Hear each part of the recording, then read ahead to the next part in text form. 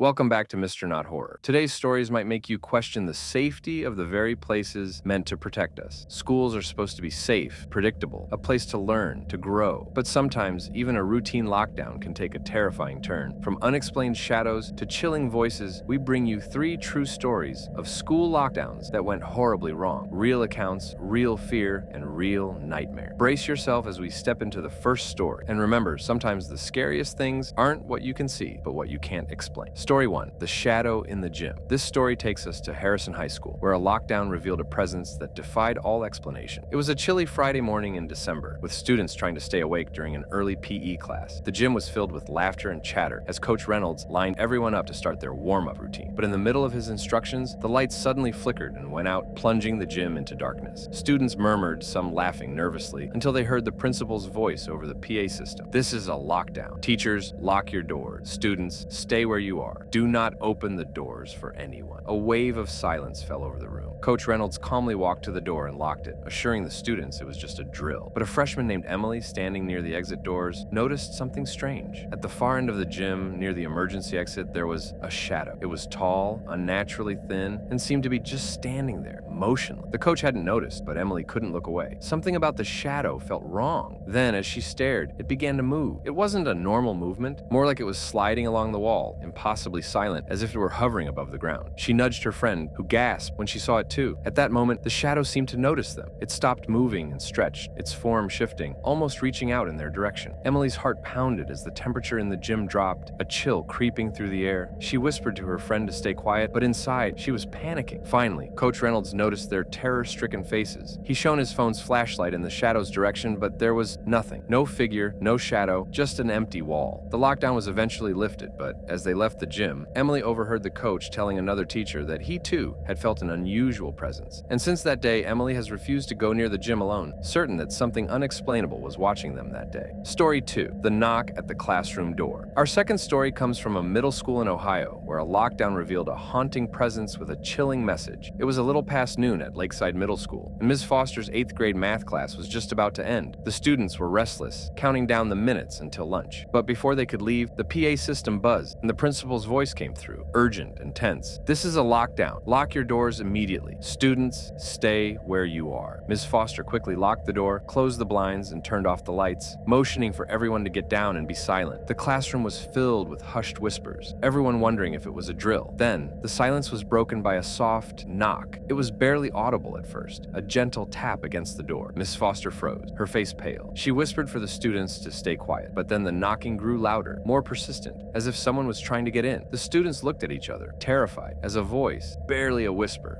started to speak. "Let me in, please. Let me in." One of the students, a girl named Sarah, began to cry softly. The voice outside sounded like a child's, pleading, almost desperate. Ms. Foster tried to keep everyone calm, but the voice kept whispering, getting closer to the door each time. Then, suddenly, it stopped. Silence filled the room. After what felt like an eternity, the principal's voice came over the PA, lifting the lockdown. But when Miss Foster looked through the window into the hallway, no one was there. The students filed out slowly, still shaken, but Sarah couldn't shake the feeling that someone had been watching her. Later, Miss Foster found out from a custodian that several years ago, a young girl had tragically passed away in that very hallway. Since then, there had been stories of students hearing her voice, begging to be let in during lockdowns. Sarah and her classmates never spoke of it again, but they would never forget the haunting voice that pleaded to enter their classroom that day. Story 3, The Figure in the Science Lab. The final story brings us to a high school in Michigan, where students encountered a figure who seemed to be trapped between worlds. It was a quiet afternoon at Benton High School, and the final period was about to end. The science lab was full of students working on their end-of-day projects, and everyone was focused on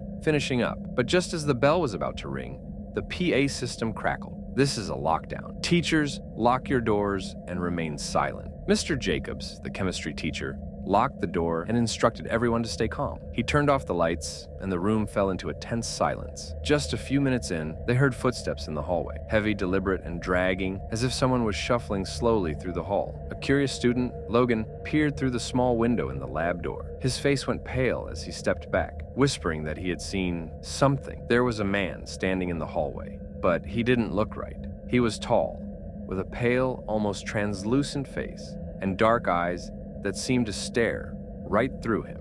Logan whispered to his friend that the man was dressed in an old-fashioned suit, something you'd expect to see in a black and white photo.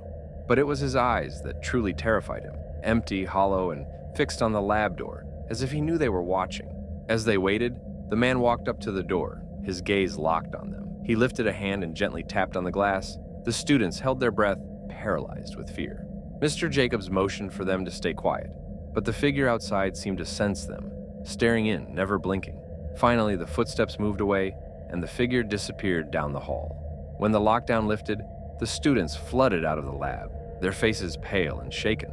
They learned later that the school had once been a hospital during an influenza outbreak in the early 1900s, and several patients had reportedly passed away in that very hallway. To this day, students at Benton High claim to hear strange sounds, whispers, and occasionally see the shadow of a man in an old-fashioned suit wandering the halls. Some say he's just waiting for someone to let him in. And there you have it, 3 eerie lockdown stories that show just how thin the veil between the living and the dead can be.